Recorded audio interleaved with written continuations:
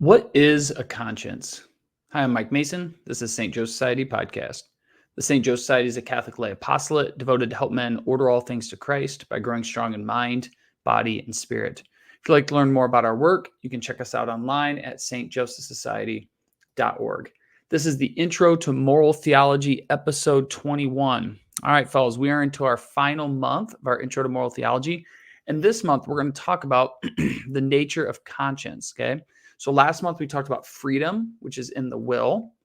This month we're going to talk about conscience, which is in the mind. And if you guys recall, of a theme we've been discussing is properly human acts flow from the deliberation in the intellect and the free choosing of the will, which is why we looked at freedom last month, because that's one of the primary constituents of a human act. The second primary constituent would be the intellect, and that's why we're going to talk about conscience. All right. So, what we're going to get into this month is we're going to talk about what conscience is this week. So kind of define what it is we're talking about. Next week, we're going to talk about how conscience works.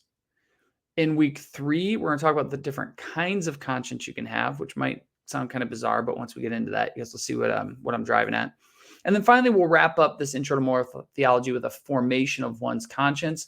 And I'll probably comment a little bit on what virtue is, but we want to unpack that to great depth because virtue will be we're going to actually leave that for a topic all of its own for the future. So that's the plan of attack to wrap up our intro here. All right. So what is conscience? Conscience is the subjective aspect of morality. Okay, the subjective aspect of morality. Now, when I say conscience is the subjective part, I'm not saying morality is subjective. Okay, we talked about that way back in the first month, that morality is not relative, right? It's not contingent upon places and times and stuff like that, but that there are certain moral truths that are transcendent and objective and absolute. Okay, so when I say subjective, I'm not denying what I said 6 months ago. What I mean by subjective is the moral law, okay, which we talked about last week with law and morality, and we talked about in month 1 when we talked about relativism. The moral law gives us general principles, okay?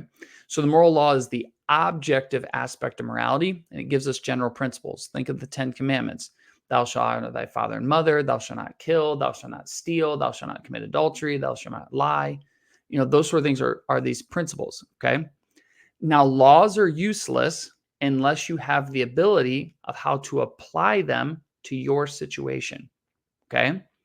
This is where conscience comes in. So think of it this way. You have the law up here. You have the particular act you have to do. Well, you need to connect those two, okay? It's between the law and the particular act. What conscience does is it fills that gap in between where you take the moral law and you learn to apply it to your situation so that you can make good choices. That's what I mean by subjective. It's subjective in the sense that the conscience is in you, the subject, and then you're taking objective moral principles and applying them to your situation. Okay, and we talked about that in month 1. We talked about whether or not morality is relative because it's based on circumstances. And what I said is, well, that's a half truth. Okay, there is a subjective aspect to it. Now we're seeing its conscience. But there are objective moral principles as well, okay? So it's a subjective part. Now, before we talk about what conscience is, let's talk about what it's not. Because if you ask the average person on the street what conscience is, you're going to hear things like what I'm going to say here. So we're going to go through things they're not. I'll state kind of what it's not and then why that doesn't work, okay? So conscience is not majority opinion. There's a ethical philosophy called utilitarianism, okay, where you kind of see what works best for the people as a whole. Utilitarianism runs off of a majority opinion type approach to ethics, okay? This is not true. Now, majority opinion, okay, if you take polls, sometimes what people think is morally correct just turns out that it is. So sometimes majority opinion lines up with correct conscience, but it doesn't always line up with it, okay? So majority opinion doesn't determine correct conscience, okay, though it can accidentally line up with it, all right? Second thing, sometimes people think that conscience is a feeling or a gut instinct, okay? Now, sometimes our feelings line up with reality and with their conscience. Sometimes they don't. So sometimes, guys, we like or want that which is morally good. Sometimes If we're all honest, we don't. We kind of have to, buck up and make ourselves do what's right. So conscience isn't a feeling, though sometimes our feelings are accurate. Same is true for some reason on gut instinct. Our gut instinct or our intuitions sometimes are correct and they do line up with what conscience is. But if we're all honest, sometimes they don't. Okay. And especially we men, we don't have real great gut instinct. Women are a lot better in that than we are. Gut instinct doesn't always line up. So a lot of times you can kind of go with that intuition, but it's not a good habit to go all the time because you need to think about what you're going to do. All right. So those two are out. Conscience is not super ego. You'll kind of hear this psychologizing explanation of conscience. They'll say, well, conscience is in the psyche, but it's in there as like a hangover from childhood. So as a child, you have to obey your father and your mother and your teachers. And what conscience is as an adult is just kind of the hangover. It's a psychological condition. It's not something that tells us something about reality. Okay. That's not true. Conscience isn't Jiminy Cricket, right? Little, guy sitting on your shoulder, whispering in your ear what you should and should not do. It may feel like that's what it is sometimes, but that's not what it is. And then lastly, conscience is not a myth. Okay. Some people think it's just a fake concept passed down to us through, our channels and our culture. Okay. Cultural expressions of conscience throughout history are interesting to study. They can be informative and important, but that's not true. If you deny conscience has touch with reality, is a death to morality itself. There is no morality without conscience. So if conscience is a myth, all reality dies. And we know that as we talked about when we did the relativism unit way back, episode 4, why that's not the case. Okay, if those are false views of conscience, what would be a correct view of conscience? The word conscience comes from the Latin term conscientia, which literally means knowing with. Okay, so the con with, scientia, knowing. This covers two ideas of our English words. Consciousness, so when we're conscious, we actually are aware of knowing what's happening. Conscience means with knowledge, okay? Conscience, this is straight out of the catechism. Conscience is a judgment of reason whereby the human person recognizes the moral quality of a concrete act that he is going to perform, is in the process of performing, or has already completed it. Okay, let's kind of break this down into its parts real quick. So conscience is a judgment of reason. Conscience is not a feeling. It's not gut instinct. It's not super ego. It's not Jiminy Cricket.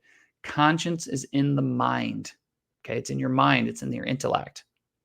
What a conscience does is it recognizes the moral law, that natural moral law we talked about last week, right? It recognizes it and then applies it to a concrete act, which is the actual thing you're doing, or the thing you're going to do, or the thing you did before.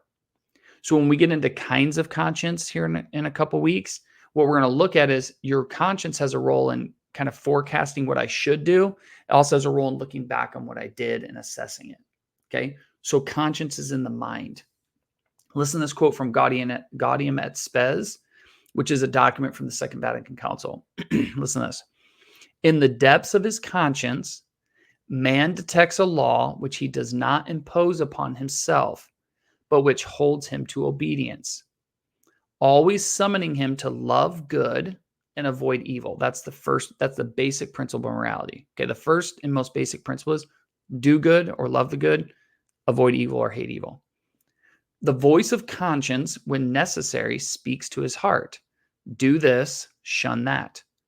For man in his heart, man has in his heart a law written by God. That's the natural law from last week. To obey it is the very dignity of man. According to it, he will be judged. Conscience is the most secret core and sanctuary of a man. There he is alone with God, whose voice echoes in his depths. In a wonderful manner, conscience reveals that law which is fulfilled by love of God and neighbor. Okay, really cool stuff. This definition, what are three interlocking ideas to help us understand conscience a little better? First, conscience is our awareness that God's calling us to become something. Okay, don't fall into that Kantian reality we talked about in month 1, where it's like conscience just about like willing what's right, following rules. No, conscience calls us to become certain kinds of men. Okay, and you see this in that passage I just read. Second, conscience is our awareness that God's calling us to know the good. Guys, that's why in our rule, You have to listen to podcasts and read and think. So we have to know the good. And then through this discipline we have in our rule of life to do the good and to love the good. We see that in Gaudium Spes. Third, conscience is a practical judgment. Okay, so it's in the intellect, but the intellect has a speculative side and a practical side, a theoretical side and a practical side. The conscience is in the practical things. So it's where there's an awareness of the moral law, and then you're applying it practically to your concrete circumstances. That's what's going on. Okay. So conscience is in the intellect. So when somebody says, what is a conscience? It's in the intellect. Okay. It's not something distinct from the intellect. It's in the intellect. Okay. But it has a special function. And that's what it does is it judges rightness and wrongness of actions. Okay. That's what it does. So hopefully this brief reflection on this has really shed a lot of light on what a conscience is. We're going to talk about things like how to form your conscience and different things, different kinds of conscience, stuff like that in the next few weeks. But again, to reiterate, consciousness is something in the mind. And when I want to leave you guys with a meditation here before we sign off for the week, consciousness is sometimes called the voice of God. Okay. Why? Because God doesn't only reach out to us through divine revelation, through scripture and tradition. God also reaches out through us through our intellects because we are made in his image and likeness. And we talked about this last week, guys. Remember we said God has the eternal law. The eternal law is how God ordains things in the universe. The natural law is our ability by nature. Okay. Atheists can do this. Okay. Christians can do this, Buddhists, whoever. It's our ability, because we're made in God's image, to see God's design for us in his mind. Okay. We can see it. We can see that methamphetamine is bad for human beings. We can see lying's wrong. We can see adultery's wrong. Okay. We have this awareness. This is the voice of God speaking to us through our ordinary faculties to help us live good and upright lives. Now, thanks be to God, because we'll probably circle around to natural law theory again in the future. Maybe I'll do a whole 4 to 6 month series on it. Thanks be to God, what we know about the natural law is it is evident. Okay. So it's in there. But as we're going to discover, the further we get into this podcast and lots of topics we're talking about in the futures, our knowledge of the moral law can be blotted out. Okay. So our appetites and things can start to extinguish it and misdirect it, where we can't see it very clearly. So what we'll get into is when we get in the spiritual life, especially next unit, we're going to cover the intro to spiritual theology. And in future units, we're going to talk about what grace does for us to help us avoid sin and evil. Okay. We're going to talk about what God's divine revelation does to give us an inside track to the good moral life so that we don't make these sort of mistakes. So even though in principle, we have a strong awareness of what the moral life is and how to live it, what we're going to see is that grace and divine revelation gives us a lot to offer. And we covered that a little bit in month 1. If you recall, we talked about the difference between ethics and moral theology. This is exactly what I'm talking about. God's voice comes through both avenues, but we have a privileged sense because we have access to the scriptures, we have access to sacred tradition, and as Catholics, we have access to the guidance of the church. So really cool stuff. It's going to be a great month wrapping this unit up. It's been a lot of fun so far. But we'll look forward to next week. We're going to talk about how your conscience works. So I hope you guys have a blessed week. See you next time.